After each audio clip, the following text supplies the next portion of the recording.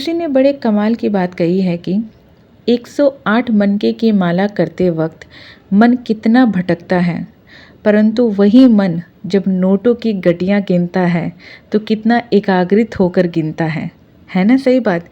तो राधे राधे जी आप सबको, और आपका तहे दिल से स्वागत है एक बार फिर से जीत लाइफस्टाइल इंडियन मॉम में। और कहिए कैसे हैं आप सब? आशा करती हूँ आप लोग सब ठीक ठाक होंगे।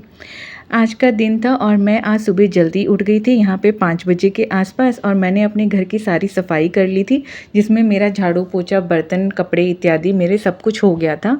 उसके बाद मैंने कान्हा जी को, लड्डू गोपाल जी को भी अपने नहला धुला के रेडी कर दिया था।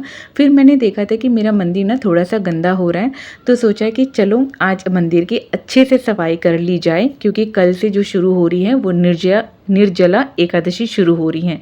तो उससे पहले मैंने अपने मंदिर की पूरी अच्छे से सफाई कर दी। यहाँ पे सोच रही थी कि बढ़िया से कर दूँ सफाई अच्छे से। तो मैंने अपने प्रभु जी से आज्ञा ली और मैंने उनसे कहा कि प्रभु जी आप थोड़ा सा विराजमान हो जाइए दूसरी जगह पे, तब तक मैं आपके कक्ष को जो है बढ़िया से जो है साफ़ सुथरा कर दूँ। कक्ष तो नहीं कहूँगी, यहाँ पे किराए के घर पे हम रहते हैं, तो जितनी भी सुविधा है, जैसी भी सुविधा है, जिस हाल में मेरे प्रभु जी ने मुझे रखा हुआ है उसी हाल में ही मैं उनकी सेवा करती हूँ। कोशिश यही करती हूँ कि बेहतर से बेहतर मैं कर सकूँ।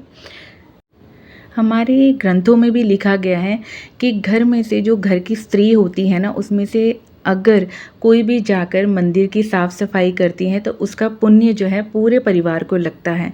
पर अब जबकि हम न्यूक्लियर फैमिलीज़ में रहते हैं, यानी कि पति पत्नी और बच्चे, और उसके अलावा अगर सास ससुर हैं तो बहुत बढ़िया। मेरे सास ससुर नहीं हैं तो मैं अभागन हूँ, मेरे सास ससुर नहीं है इस वजह से, क्योंकि ना मुझे उनकी सेवा करने का मौका मिला यहाँ पे, और ना ही कभी कोई राय या कोई बड़ा हमें मिला नहीं जो हमें अच्छी डायरेक्शन दे सके।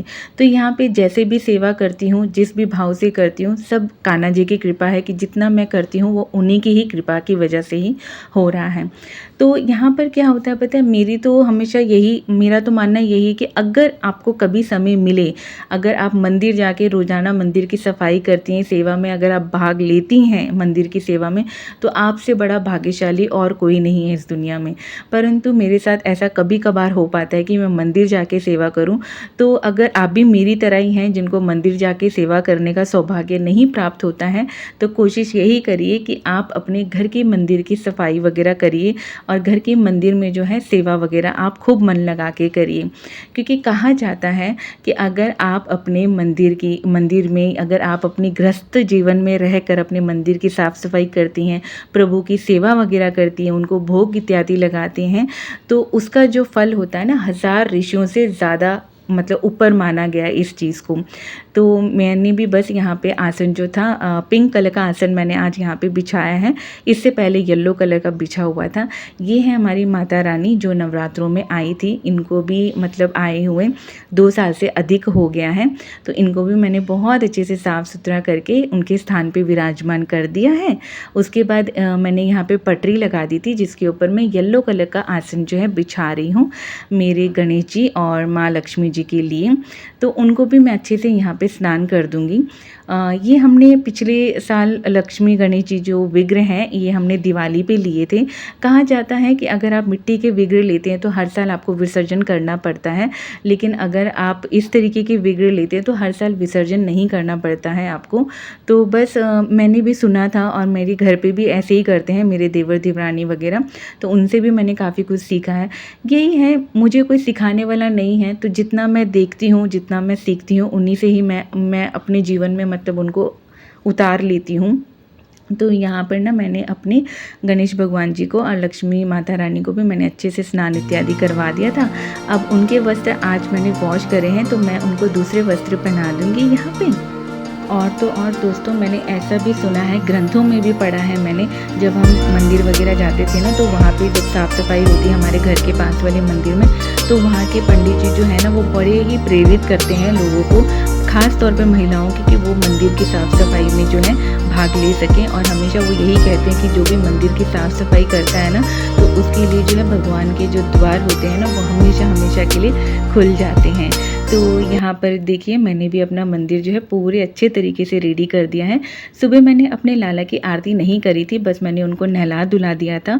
तो इस वक़्त जो है लगभग 8 बज रहे थे, तो मैंने इनकी यहाँ पे आरती कर ली थी अच्छे से और पूरा मंदिर जो है बहुत ही बढ़िया तरीके से सज गया है।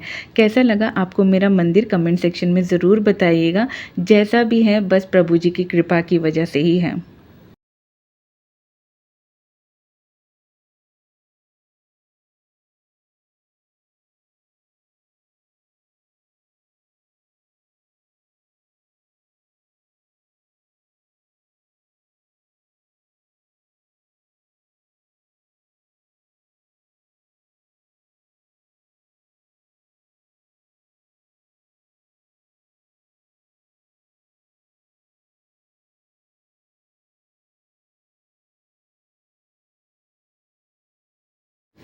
मंदिर में आरती वगैरह होने के बाद मैं आ गई थी भगवान जी के लिए यहाँ पे जो है भोग की तैयारी करने के लिए।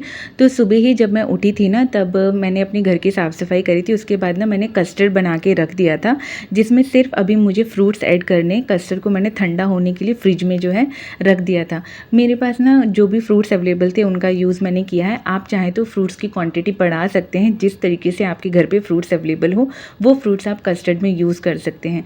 मौसम काफ़ी ज़्यादा गर्म हो रहा है, तो इस समय कोशिश यही रहती है कि ठाकुर जी को ठंडी-ठंडी चीज़ों का जो है भोग लगाया जाए।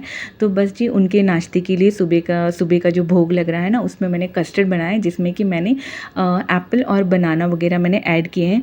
घर पे वाटरमेलन भी था बट वो ऑलरेडी हाफ़ कटा हुआ था, जो कि मैंने कल भोग लगाया था। फिर वाटरमेलन कस्टर्ड में अच्छा नहीं लगता, तो मैंने उसे ऐड नहीं किया था। तो ये पहले हमारे लड्डू गोपाल जी को भोग लगेगा, हमारे प्रभु जी को। उसके बाद जो है सारे ही यहाँ पर प्रसाद खा लेंगे।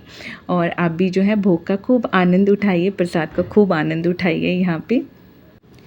भोग इत्यादि लगने के बाद बच्चों ने भी यहाँ पे प्रसाद खा लिया था, मैंने भी खा लिया था। और सच मानूँ तो गर्मी इतनी ज़्यादा थी ना कि प्रसाद खा के वाक़ई में बहुत ज़्यादा ठंडक मिल गई थी। उसके बाद मैं आ गई थी किचन में, जहाँ पे मैंने यहाँ पे सब्जियाँ वगैरह अच्छे से वॉश करके रखना शुरू कर दिया था। कल ना सुजीत जब मार्केट से आए थे तो कुछ सब्जियाँ मैंने उनसे मंगवाई थी, जिसमें ना वो अपनी फ़ेवरेट सब्जियाँ लेकर आए हैं, जो कि है तोरी, कद्दू, ये सब लेकर आए हैं। जबकि मुझे ना तोरी कुछ ख़ास पसंद नहीं है, बट फिर भी उनको पसंद है तो वो ले आए। टिंडे लेकर आए, टिंडे मुझे पसंद है तो मैं शौक़ से खाती हूँ, बच्चे भी ठीक-ठाक खा लेते हैं। तो कोशिश ये रहती है कि जो भी सब्जियाँ आए ना मैं बच्चों को ज़रूर खिलाती हूँ, चाहे उनको पसंद हो या ना हो। मैं यही कहती हूँ कि सब खाओ, जब मैं सब कुछ खा रही हूँ ना तो आप लोग भी जो है सब कुछ खाओ। उसके बाद ना वेजिटेबल्स मैंने अच्छे से यहाँ पे धो के रख लिए थे। फिर आई थी मैं अपनी फ्रिज की क्लीनिंग करने के लिए। तो सबसे पहले ना मैंने फ्रिज का जो प्लग होता है ना उसको मैंने निकाल दिया था यहाँ पे। जितना भी सामान फ्रिज में था ना मैंने सब कुछ यहाँ पे धीरे-धीरे मैं हटा लूँगी सारा सामान। यहाँ पर ना बीच-बीच में ना परी जो है वो बन गई थी, सेल एग्जीक्यूटिव नहीं होता है कि खरीद लो 10 रुपीज़ में 20 रुपीज़ में खरीद लो, तो वो ये ना खेल रही थी मेरे साथ यहाँ पे। तो वो रहती है, उसकी ये हैबिट है कि जो भी मैं काम करूँ ना उसको बीच-बीच में घूमना होता है।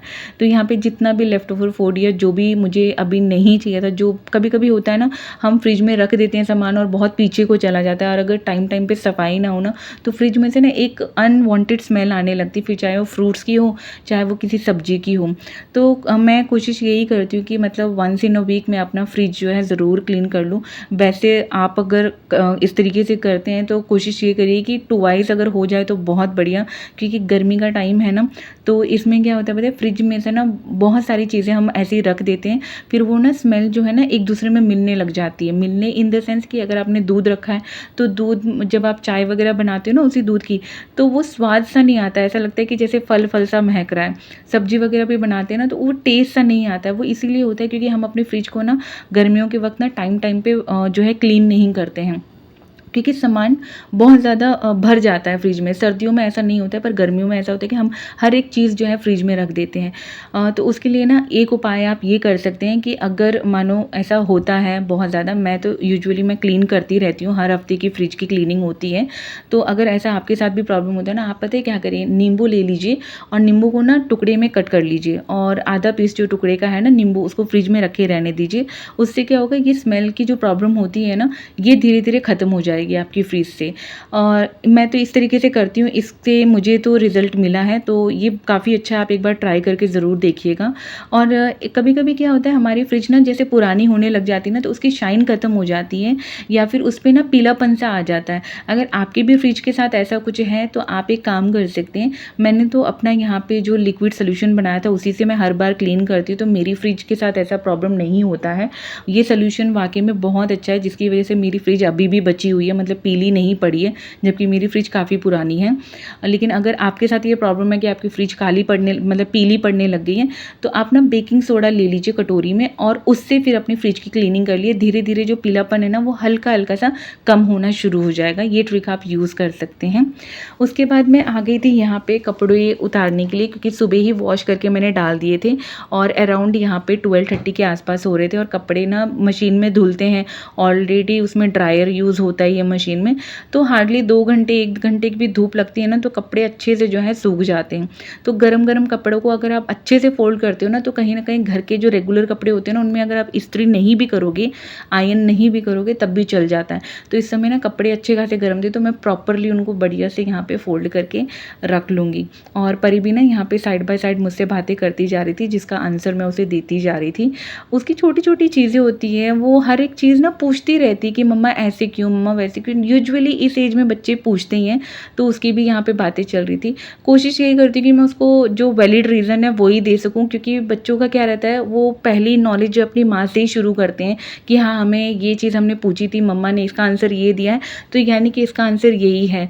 तो कोशिश हमेशा यही रहती है कि मैं उसको करेक्ट आंसर ही दूँ। तो बस जी यहाँ पे मैंने कपड़े वगैरह अच्छे से जो है फ़ोल्ड कर लूँगी। और उसके बाद ना मेरे को एक चीज़ की रिक्वेस्ट भी करनी थी आप लोगों से, कि अगर आप भी मेरे चैनल पे न्यू आए हैं और आप मेरी वीडियो पहली बार देख रहे हैं, तो मेरे चैनल को सब्सक्राइब ज़रूर कर लीजिएगा, जिससे कि मेरे आने वाली हर एक वीडियो का नोटिफिकेशन आपको ज़रूर मिल सके। मेरा जो चैनल है वो डेली व्लॉगिंग से रिलेटेड, जिसमें मैं हाउस क्लीनिंग मोटिवेशनल वीडियोज़ आप लोगों के साथ शेयर करती हूँ। आशा करती हूँ कि आपको वीडियो अच्छा लगा होगा। फिर मिलती हूँ अपने नेक्स्ट व्लॉग में। Till then bye, take care, Hari बोल।